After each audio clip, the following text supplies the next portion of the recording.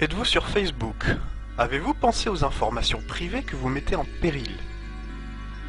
Facebook vous permet de diffuser vos envies, vos désirs, votre musique, vos livres, vos films, votre adresse, votre téléphone, votre email, vos associations, votre boulot, votre éducation, votre date et lieu de naissance, votre orientation sexuelle, vos intérêts, vos rendez-vous quotidiens, vos relations avec vos amis, vos photos de vous et d'autres, et vos filiations et idées politiques.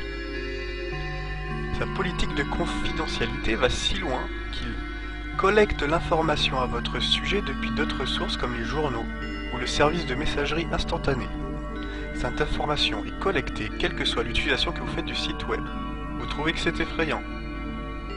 Alors les conditions de service de Facebook. Vous accordez à Facebook le droit irrévocable, perpétuel, non exclusif, transférable et mondial, avec l'autorisation d'accorder une sous-licence, d'utiliser, de copier, de publier, de diffuser, de stocker, d'exécuter, de transmettre, de scanner, de modifier, d'éditer, de traduire, d'adapter, de redistribuer n'importe quel contenu déposé sur le site.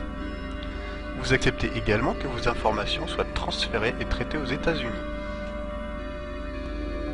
Connaissez-vous le Facebook Pulse Feeder? Facebook enregistre tout type d'informations en fonction du lieu, de l'âge et bien d'autres choses.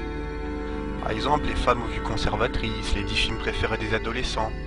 Facebook a contractuellement le droit, et le fait sans aucun doute, de revendre ces informations à un tiers parti. Pensez-vous que les entreprises de marketing pourraient résister à une telle base de données? Il est clair qu'on nous utilise, mais y a-t-il autre chose? Peter Thiel, fondateur et PDG du PayPal, a été un des premiers investisseurs au lancement de Facebook à hauteur d'une contribution personnelle de 500 000 $. C'est un capitaliste libéraliste, président du LLC, un Global Macro Hedge Fund de plus de 3 milliards de dollars. Oui, les hedge funds, vous savez, c'est la magouille technique qui ruine actuellement nos nations. Le fondateur d'Accel, Freddie Mini, offre 12 700 000 $ de ses partenaires de Venture Capitalist.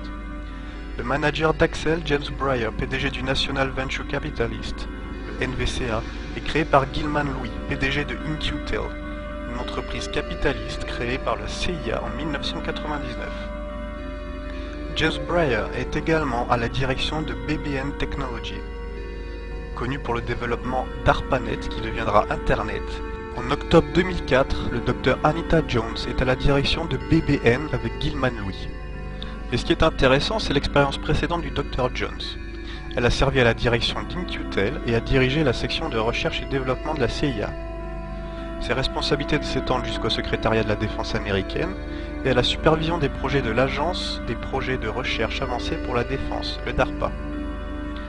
Le DARPA est lui-même sous contrôle du Bureau de surveillance de l'information. Ah ah! Le logo de cette agence parle de lui-même.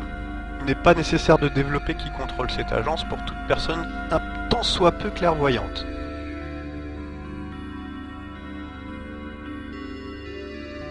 Il faut savoir que cette entreprise enregistre tout, activité internet, achat par carte de crédit, achat de billets d'avion, location de voiture, dossiers scolaires et universitaires, permis de conduire, factures, impôts, taxes et toute autre info disponible. Tout ceci apporte plus de questions que de réponses, mais peut-être que vous avez la réponse à cette transcription du contrat de Facebook. Ce qui se passe sur Facebook reste sur Facebook à jamais.